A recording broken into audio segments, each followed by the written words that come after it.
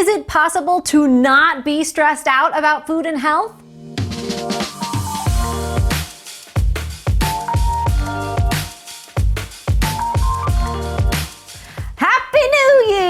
It is our new January series, and this year it's all about healing relationships with food. I have been working on that myself the last few years, but I haven't really been sharing it on YouTube because I was in the middle of it. Now I've done so much work to make peace with food, and I'm ready to share. I am a regular person with so many regular struggles. Now, first, why would someone want to make peace with food? What does that really mean? So like many of you, I have spent years trying to figure it out.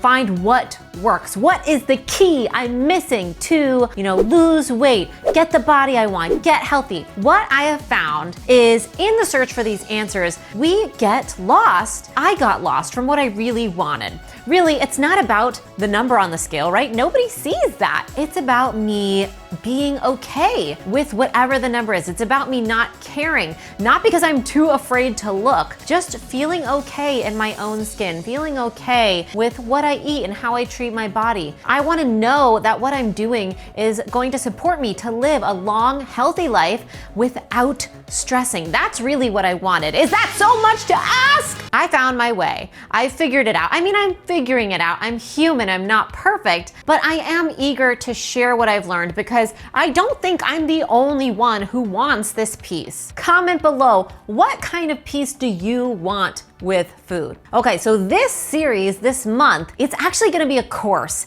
and it's gonna be distributed via email. It's free. So the videos will be here on YouTube, but if you want the additional materials and downloads about the stuff I'm gonna talk about every day, exercises, the worksheets, the links to the scientific studies, all of that good stuff is gonna be in the emails, not in the description box of the video. So if you want to take part in this free course and not miss any of the materials, you can sign up at mindovermunch.com/foodfreedom. Some of the main takeaways that I've learned that I'm going to talk about in this course are: the mind and body are connected. Physical, mental, and emotional health all affect each other, and there's really more to weight loss than just food and exercise. And we're going to get into the science of that mind-body connection. Everyone is different. There's no one size fits all. Everything that you've ever experienced in your entire life affects you now and your health situation now. We're going to talk about how there's no set it and forget it way to achieve your goals. I'm so sorry. Listen to your body. That phrase,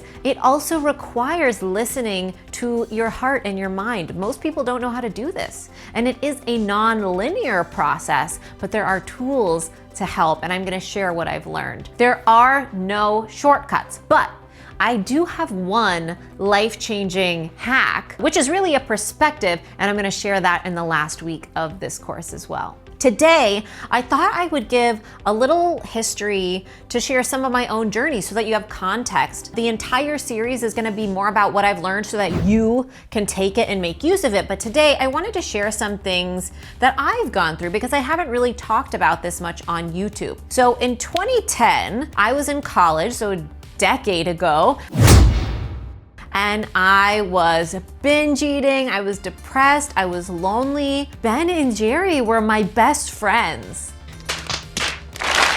I did like Ben & Jerry's and ice cream, but actually Krispy Kreme was my biggest problem. So Krispy Kreme was on my way home. I lived across from a Krispy Kreme, and I would bike home on Friday nights, and it was hot and fresh now, and I would go get, a dozen or two and eat all of them. Oh, it was so much sadness. But anyway, I gained a lot of weight in college, and that is when I first was like, okay, I need to lose weight. I went on this weight loss journey. That's when I started meal prepping, and that's also when I got really into exercise. And I became a fitness teacher, instructor, and personal trainer. I found that even though I was developing some disordered eating habits and exercise habits, I really had a passion for fitness. So in 2012, I graduated college and I moved to New York, and I was a fitness instructor and trainer as my job, and I did graphic design on the side. My degree was in graphic design. And this is when my exercise addiction really became a problem because I was working out so much between work and, for myself, I was working working out like 4 to 6 hours a day. And this was also when I was doing a lot of binge eating. Christian and I used to have these cereal nights where we would just binge eat so much cereal, boxes and boxes of cereal. And I remember I used to post about it on Instagram, but not like it was a binge, just like, oh, look at me eating this cereal. Nobody wants to act like, you know, it's a big deal. We become so embarrassed and ashamed of it, but it is freaking hard. And, you know, when I wasn't binging, I was totally dieting. I was counting my macros and my calories, measuring everything, logging everything. I was owned by food and exercise. This is when I started the Instagram account that later became YouTube. So it was all happening at the same time, putting content out there, consuming content, and, you know, it was starting to negatively affect me even though I didn't know it at the time. Like most people in their, you know, early 20-somethings, I was really feeling like I'm not enough. I'm not fit enough, skinny enough, smart enough. You know, my fitness jobs weren't enough because people in my life thought they weren't real jobs. Being a YouTuber wasn't a real job. Of course, these are all real jobs. I mean, being a fitness instructor was my favorite job I've ever had other than being a YouTuber, you know, but I also just felt so much shame. I wasn't using my college degree, right? I went and paid for this degree and I don't know, I was just really miserable, but I didn't know anything about how I actually felt. So in 2015, I moved to LA. This is when I started doing YouTube full time. And I start to realize that I'm miserable. Like before I was miserable, but I didn't really know it. And then I'm starting to realize, oh, maybe I shouldn't feel so terrible all the time. So I'm hustling on YouTube and I'm trying to please everyone but myself, you know? I'm trying to please my parents and YouTube. The vegans are yelling at me. On YouTube in the comments. I was actually vegan for 6 months when I moved here because I was so stressed out about it, and that didn't go over so well with my body. But my exercise addiction continues. I have no emotional outlets or tools. I don't even know what a feeling is at this point, and I know I need help. I try therapy, but I'm too kind of stubborn and trapped to like really open up to it. And the only tools I really have are yoga and meditation, but I don't really know how to take advantage of them properly, but they're there. So, you know, the pendulum is swinging for me during this whole time between restriction and dieting and binge eating, and I'm yo-yoing back and forth and my weight is going up and down constantly. So then in 2016, we get Kristen. She, you know, so many of you that have been with the channel know Kristen. She was my sweet dog that unfortunately she had liver disease. So we rescued her and then we only had her for 4 years, but they told us she would only live 6 months. But anyway, there are tons of videos on YouTube with Kristen in them, but she was my first really emotional tool. I mean, she made me realize that pretty much, you know, I'm not a piece of shit and I'm worthy of healing. And I think we both needed each other to heal. Anyway, so that was about the time that I also tried keto, which I'm gonna talk about keto and my feelings on it later in this series, but I think it was actually an integral part of my journey with food because it was the first time I started to notice like, oh, when I eat this way, I'm full. And I never thought about that before. Okay, so at the same time, I'm still doing my yoga, I'm still doing meditation. 2017 comes around, Kristen has started to open me up to the idea that, you know, maybe it's worth taking a look at some of this stuff. And so I go away to this retreat called the Hoffman process. And this is the first time where I really start to dig into like, what are my patterns? I realize I've spent so many years numbing emotionally. I didn't even know what that meant or that I was doing it, but finally they gave me some tools. And one thing I left that retreat with was the idea, the concept of be, do, have, okay? And so some of you have seen I have a tattoo on my arm of be. I left that retreat and literally the next day I got it tattooed on because I needed to understand it. So the be, do, have concept is we wanna have the stuff we wanna have in our lives. And we have to do stuff to get the stuff we wanna have. But most of us get caught up in this doing. We get caught up in being human doings rather than human beings. And so how do we do from this place of being? And like I said, I left the retreat and I didn't really understand. I was like, okay, I'm curious about this bee thing, but I don't really know what it means. So let me just get it tattooed on my arm and figure it out as I go. And that's what I did. So I became really curious about how do I become a human being? I made this commitment to being. When I left the Hoffman process, it was so cool because my relationship with food started to shift and I wasn't even paying attention to the food when that was happening. But I noticed I didn't need to turn to food as much when I felt an emotional hunger. I was able to turn to something that actually served it because now I had tools and now I could name what an emotion was. So this was really a turning point for me. In 2018 and 2019 is when the healing process could really happen. So I did the Whole30, and this was another really integral part for me, and I'm gonna do a whole video on Whole30 in this series, don't worry. But I've pretty much done Whole30 now 7 or 8 times. In the past couple of years. My first Whole30 was like 80 something days, which shows how kind of I had a disordered relationship with it. I was very attached to the rules. But at the same time, I grew a lot from it. I'm doing a lot of therapy now. When I came back from Hoffman, I was like, okay, I'm finally ready to open up to this therapy thing. My meditation game is strong. Meditation is like a tool I'm totally using every day to ground. And through meditation, I find mindfulness, this framework that I'm just fascinated with, the present moment and how all we have is now. And so I started to dive more deeply into this personally and reading about it, and I was going on meditation retreats, and that led me ultimately to my grad school program, which in 2019 I applied for to get my master's in mindfulness studies. So I'm still finishing the program now, but essentially by 2020, by last year, mindfulness was my life. It was my life, it was all the time. I'm meditating a lot, and I'm actually struggling on the channel to figure out, okay, I can tell this content I'm putting out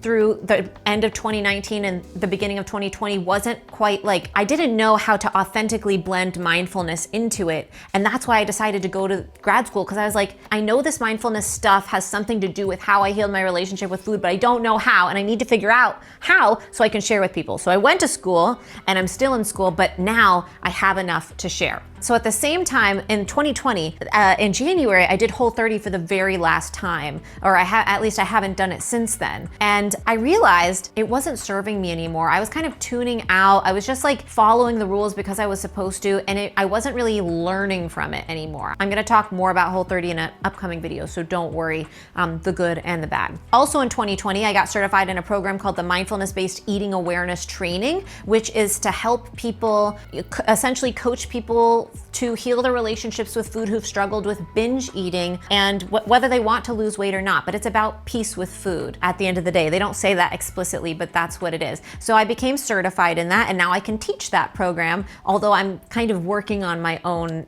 thing on the side. So 2020, remember, is the year of COVID. It's a nightmare. You know, when we're filming this, it's actually the end of 2020. I don't know if COVID is really over yet here in January. I'm in California, so probably not. But 2020 was literally a nightmare year. I mean, I broke my foot, which I never even talked about on social media, but I broke my foot, and for like 4 months, I couldn't do any exercise. It was terrible. My dog, Kristen, passed. And that was really awful because she was like my best friend and my catalyst for all my work. On top of 2020 and COVID, you know, we had all of these things. It felt like it was just a snowball. It just kept growing and growing with all the terrible stuff we had to deal with. But here's what I realized, what I saw. If 2020 had happened to me a couple of years ago, I don't think I could have handled it. But I was okay because I had emotional tools and the emotional ability to manage. I didn't need to turn to food, or I didn't need to control my food via restriction anymore. And this is when I realized during the terribleness of 2020, I was like, okay, I'm okay, and I need to share this with people because now I'm not in the middle of it anymore. So I had to kind of go through that process to get here to be able to share. It's taken me a while, but now, you know, I see for the first time, I think, that Mind Over Munch, this brand, was named this for a reason, and I didn't even know why that was when I named it that, you know, 6 or 7 years ago. Okay, so that's kind of the overview. This course is gonna be Mondays through Fridays every single week in January. There will be a new video every day and a new email every day with the relevant downloads and homework. And, you know, I'm also gonna have guided audio exercises. If you want that stuff, you've gotta sign up for the emails. You don't have to pay for anything, but it's gonna be easier for us than linking things in the description of every single video. Also, will you send this video to someone or post it on your social media so that we can get other people to go through this journey together? You know, it's the beginning of the year. How many people are starting new diets? Now, I'm actually not anti-diet. I'm gonna talk about it all month long, but this is an opportune moment to shift our relationships to food, to heal. You know, rather than starting off this year trying to drop 10 or 20 pounds after the holidays, let's make it once and for all. I really want to help people open up to this idea that they don't need to stress so much about health. And in fact, if we really want to get healthy, we have to find a way to stress less. And I'm going to talk about that in a video upcoming too. A couple of notes. I am going to answer as many comments as I can, but if I have already answered a comment through a video, I'm not going to answer it because there's just going to be too many. So these videos compound. I ask that you watch them daily like a course, right? Go through one and watch them all because the concepts are going to build on each other. This series is free. This course is free, and it was really important to me to offer it to everybody at no cost. But I did spend 6 months creating it. Our whole team worked really hard. We wanted to produce it really nicely for you. It cost time and money to produce, but I want to share this new growth with all of you because it's changed my life, and I think it could change your life, and the channel is going in this direction. So if you enjoy this kind of content and want to help keep it coming, we have created a donation page linked in the description of these videos. Again, it's not an obligation. The content is free and will remain free, but if you want to help, we really appreciate it. Also, another way to support us is if you're interested in learning more about mindfulness and meal prep, my new course is a paid course, Mind Over Meal Prep, different than this course. That one, the video about that came out yesterday, but buying that supports the channel. Our ebooks support the channel. All of that helps me and our team be able to keep content